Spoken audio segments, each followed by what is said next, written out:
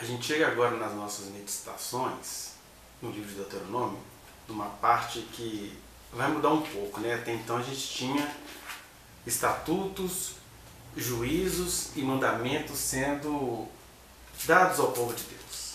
Agora a gente vai entrar para o que a gente vai chamar de terceiro discurso de Moisés, de acordo aí com a montagem do livro, mas se trata, na verdade, da parte final do livro. E o Moisés começa, é um bloco, vamos falar muitas coisas aqui, né? Algumas das quais tem apenas nesse vídeo.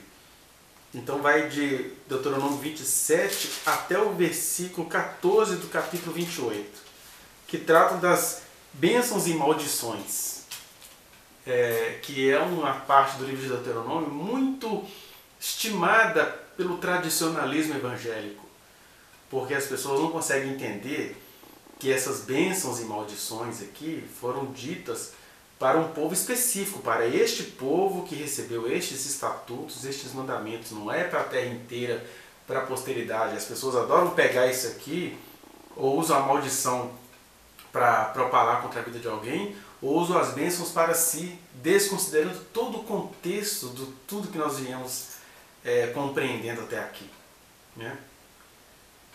No capítulo 27, do 1 até o 10, Deus começa a instruir o povo: vocês estão chegando já na terra prometida. Já Moisés, caminhando para a morte nos seus últimos dias, ele deixou algumas instruções. Então, Deus dá umas instruções para o seu povo. A primeira delas é sobre quando eles chegarem à terra prometida, eles deveriam pegar grandes pedras que não eram trabalhadas. Parte dessas grandes pedras eles deveriam passar cal nessas pedras e escreverem esses estatutos, essas leis. Outras pedras que não podiam ser trabalhadas nem com ferro, nem com nenhum material de artifício, eram pedras toscas, conforme diz o versículo 6. De pedras toscas edificarás um altar. E aí, na entrada da cidade, eles deveriam edificar esse altar. E apenas uma pequena observação, vou deixar aí na sugestão de vídeos, na descrição do vídeo, uma mensagem que a gente pregou, acho que foi em 2016, sobre o porquê dos altares. Mas apenas relembrando rapidamente, desde que o ser humano tenta se religar aos mistérios, os seres humanos eles fazem um altar. Tem que ser num lugar alto, porque tinha-se na antiguidade a fantasia de que quanto mais alto fosse um altar, mais as pessoas iriam se conectar à divindade. Daí, além da questão do altar, ter os lugares altos. Então eles subiam em montes altíssimos. Daí também a ideia das pirâmides do Egito, porque eram lugares altos que supostamente nos levariam mais próximo daquilo que estava alto, acima e além de nós, que eram as divindades. Aí Deus, compreendendo essa estrutura humana, regulou os altares em Israel, dando a eles mandamentos acerca do altar. E um mandamento era esse: as pedras tinham que ser toscas, nada de pedra trabalhada, nada de altares budistas, nada de aquela coisa toda preparadinha, trabalhada nas ideias. A questão era: ofereçam-se a mim na brutalidade do ser de vocês. E aí, por isso, tinham que ser pedras toscas, sem nenhum trabalho de ferreiro, nem de artífice, ou de artista, digamos assim. E aí, uma vez oferecido esses sacrifícios no altar, Deus escolheu dois montes. Um monte era o Ebal e o outro monte o Gerizim. No monte Ebal iam ser proferidas as maldições para as pessoas que não tivessem seguido esses mandamentos, estatutos e juízos ditos a este povo. E no monte Gerizim, as bênçãos. O que eu acho interessante aqui, que você vai ver em Deuteronômio 27, a partir do versículo 11, é que as maldições elas são solenes, né? Maldito seja isso, maldito seja aquilo. E as bênçãos elas vão sendo ditas e mais vividas do que ditas. Ah, bendito serás ao entrares, bendito serás ao saíres. Bendito você no campo, bendito você na cidade. Agora, a maldição não, ela era específica, ela era indicada de forma tenaz: maldito quem fizer isso, vai acontecer isso, né? E elas eram tão assim separadinhas que a gente percebe nos versículos 11 até o 26 12 maldições, representadas aí pelas 12 tribos de Israel, né? Então, uma maldição representando cada tribo. Não quer dizer que uma maldição pertenceria a uma tribo, mas 12 porque eram 12 tribos, 12 clãs, 12 povoados que formavam o povo de Israel. Outra coisa curiosa, que você pode olhar, isso aparece no mapa, é que no Monte Gerizim, Moisés selecionou Simeão, Levi, Judá, Issacar, José, que era Manassés e Efraim, e Benjamim, para proferirem as bênçãos. E quando você vai ver isso no mapa, era o povo ali que no futuro foi formando o que a gente vai conhecer hoje como Judéia, Judá e arredores. Né? Judá, pelos profetas, vai sendo chamada depois de Efraim, vai sendo chamada também da parte ocidental de Manassés, né? Ocidental, e tinha Manassés oriental. As tribos que proferem as maldições eram Ruben, Gade, Azer, Zebulon, Dan e Naftali. Quando você vai olhar no mapa da Jordânia ali, você vai ver que eram os povos mais periféricos e que no futuro veio a formar aquilo que era conhecido como Galileia, alguma coisa assim, que não ia ser visto como aquele povo separado. Eu não vou dizer que Moisés fez isso de propósito, mas a gente pode dizer que inconscientemente já existiam ali profecias ou intuições espirituais acerca do futuro de Israel, né? No ato dessa escolha de quem iria proferir a bênção e quem iria proferir a maldição. E a gente precisa entender que essas maldições, então, não se referem a todos os povos. Esse versículo não pode ser lido por você achando que isso se aplica à sua vida. Isso se aplica a este povo que foi separado por Deus para anunciar a boa nova de que existe um único e verdadeiro Deus, que os outros são feitos à imagem e semelhança dos seres humanos, mesmo Deus correndo o risco de ficar sequestrado a essas fantasias de judeus, né? Mas aí, essas 12 maldições, a gente deve ver alguma coisa. Primeiro é isso, então, que era um estatuto que foi Deus quem promoveu para Israel. Então era um pacto entre Deus e Israel. Isso não se aplica aos outros povos. Porque se a aliança foi feita com Israel, as maldições vindas dessa aliança são aplicadas unicamente a Israel. É isso que a cristandade hoje não consegue compreender. Vamos ler essas maldições, são 12. Vamos ver se a gente consegue lê-las de maneira rápida. Olha só as maldições para vocês verem. Maldito o homem que fizer imagem de escultura ou de fundição. É a primeira maldição. Segunda maldição, aquele que desprezar o seu pai ou sua mãe. Terceira maldição, aquele que mudar os marcos do seu próximo. Covardia, né? O cara tem um limite de terra, o outro iria encurtar ou estender para fazer ele brigar com o outro. Quarta maldição, quem fizesse o cego errar o caminho, esse ato de covardia. Quinta maldição, o que perverteu o direito do estrangeiro, do órfão e da viúva. E aí, para cada maldição dessa, eles propagavam essa maldição do monte e o povo dizia amém. Sexta maldição, o que se deitar com a madrasta, porque era mulher do pai.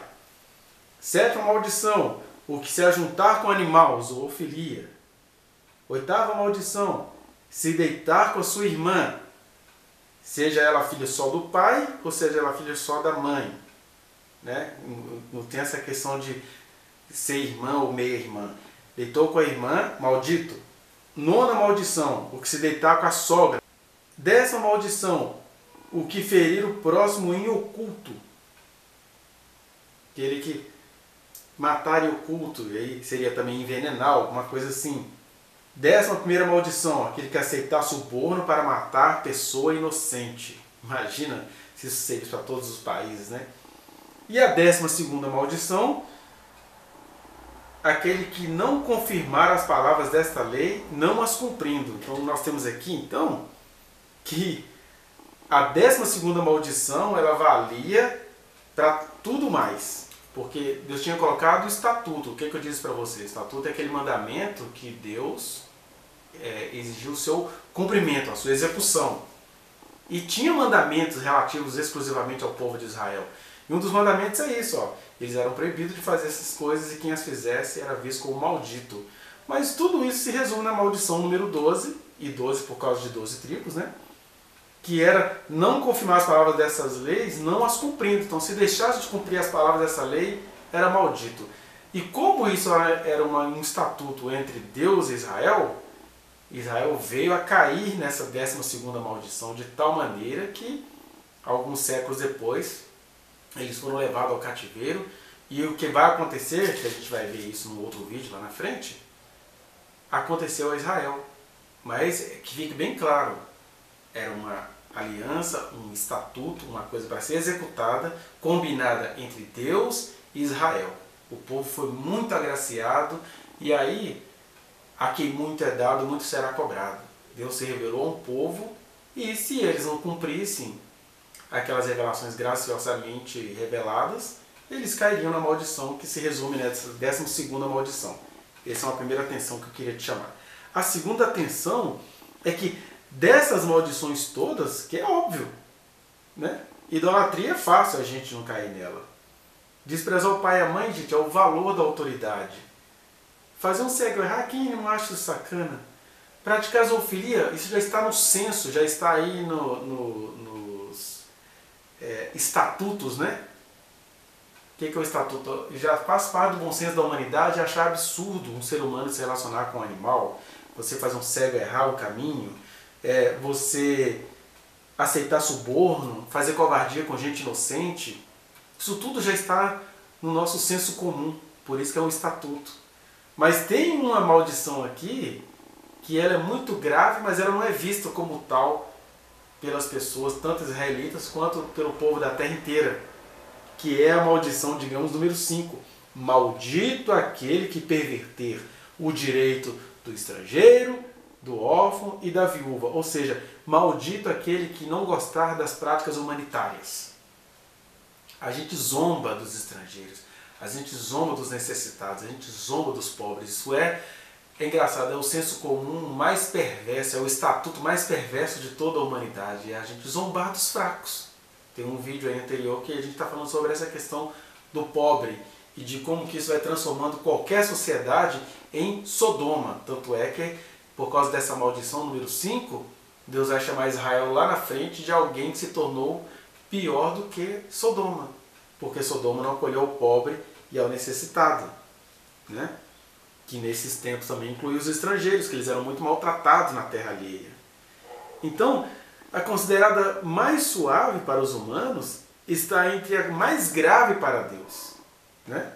Para você entender como que essa maldição é a mais grave para Deus, a gente vai lá em Provérbios 6, dos versículos 16 ao 19, que diz assim, eu tenho falado desse provérbio em outros vídeos, mas é importante a gente falar dele aqui, para encerrarmos a nossa pequena meditação. Provérbios 6, diz assim, ó, 6,16. 6 coisas o Senhor aborrece e a 7ª a sua alma abomina. Toda vez que você ouvir a Bíblia dizendo que o povo fez abominações, lembre-se do que é que Deus chama abominação. Primeiro, olhos altivos. Você ter olhos altivos é uma maneira de você assassinar alguém. Você está na posição inferior à minha, seu Zerda. Né? Segundo, língua mentirosa. Todo ser humano é mentiroso, mas a língua mentirosa é aquela pessoa que tem como projeto de vida surrupiar todo mundo, vir com palavras doces, enganosas, né? Mesmo que venham disfarçados de pregações pentecostais, você conta uma história mentirosa e solta um tomar na paga aí, o pessoal acha que foi Deus que falou. Língua mentirosa, Deus abomina, né? Mãos que derramam sangue inocente. A gente está vendo aí o Brasil, uma parte do Brasil que se considera cristão tradicional, zombando do assassinato da Marielle Franco.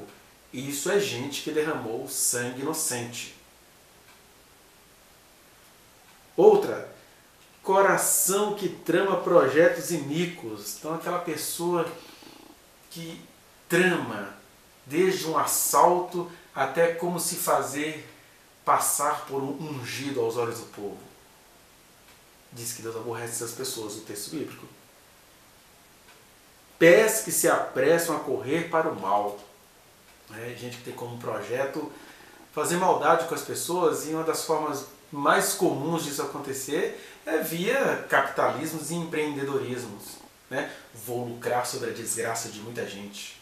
Oh, estamos numa miséria? Como ganhar dinheiro em meio à miséria? Isso é peça que se apressam para fazer o mal. A gente deveria ter vergonha disso. Tem coisa que é necessária. Agora, você fazer disso uma festa mostra muito do seu mau caráter. Então essas coisas, 6 coisas, Deus abomina. Elas estão lá nessa maldição número 5 do Deuteronômio. Mas a 7ª, a sua alma abomina. A 6 ele aborrece. A 7ª ainda tem a 6, né, que é a testemunha falsa que profere mentiras. E a 7ª, o que semeia contenda entre irmãos. Como é que você semeia contenda entre irmãos? Ah, que isso, nunca teve escravidão no Brasil não. Os negros vinham, eles faziam até, disputavam quem ia vir. Para você tirar as pessoas da desigualdade social, você fala que não, no Brasil somos todos um povo só. Mentira, na prática tem um povo privilegiado que quer manter os seus privilégios e querem que as massas fiquem alienadas.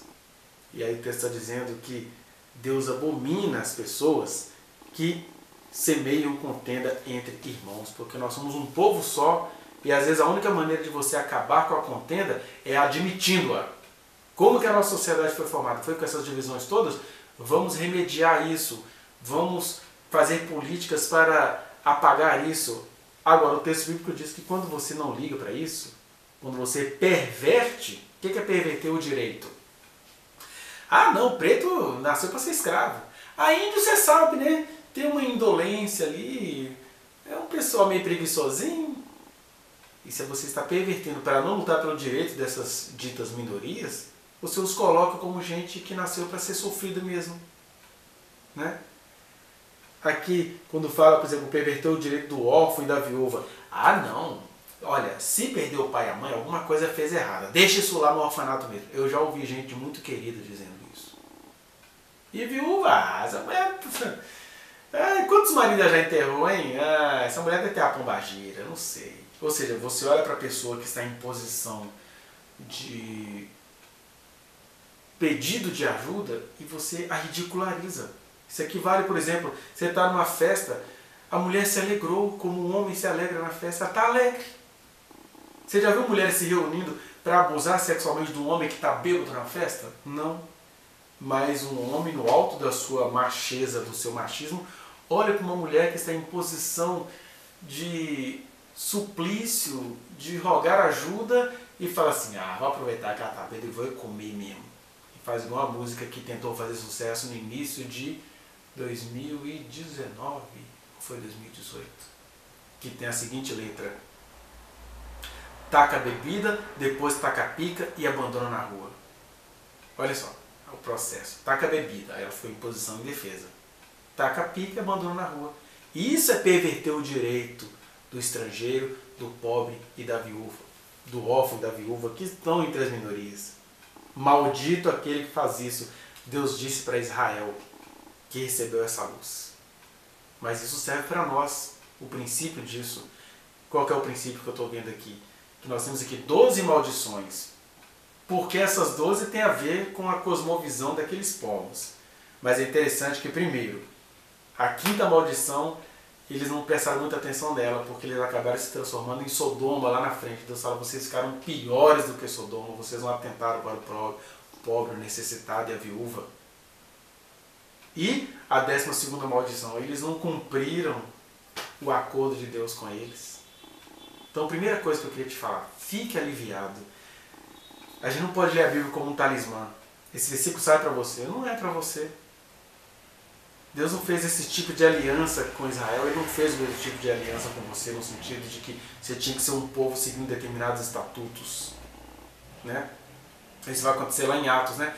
E a gente pode ou não pode comer sangue? Olha, abstenham-se do sangue, abstenham-se de comidas sacrificadas a ídolos, no mais está tudo liberado, porque detalhes de estatutos e de mandamentos foi entre Deus e Israel. Agora, o princípio vale para nós. Aquilo que o povo achava que era a mais bobeirinha das 12 maldições, estava entre as coisas que Deus mais abomina, que é você zombar dos fracos. E a 12ª maldição pegou todas e falou assim, olha, esse povo não cumpriu os meus mandamentos, eles não viveram os meus mandamentos, os mandamentos que eu fiz para eles. Eles acabaram sucumbiram, foram levados para o cativeiro durante 70 anos, e hoje, vai dizer o apóstolo Paulo em Romanos 9 até o 11, eles estão numa cegueira. Enquanto eles estão cegos, Deus vai salvando os gentios. E é claro, eles estão cegos como povo, como país, como nação. Todo que invocar o nome do Senhor será salvo, incluindo os judeus, que estão na cegueira como nação, mas que têm ainda a chance de abrirem a consciência como indivíduos. Né?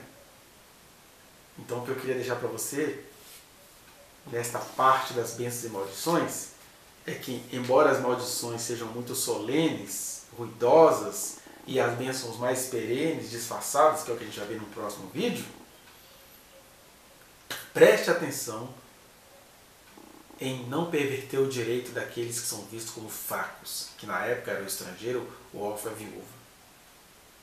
Hoje inclui muito mais pessoas chamadas de minorias.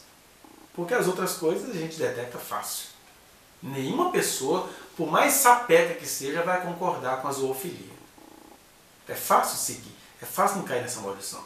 Agora, tem muita gente boa, tem gente até pobre que zomba do pobre. Tem gente preta que acha que preto não deve ter direitos. Tem mulheres que odeiam as lutas e os direitos das mulheres.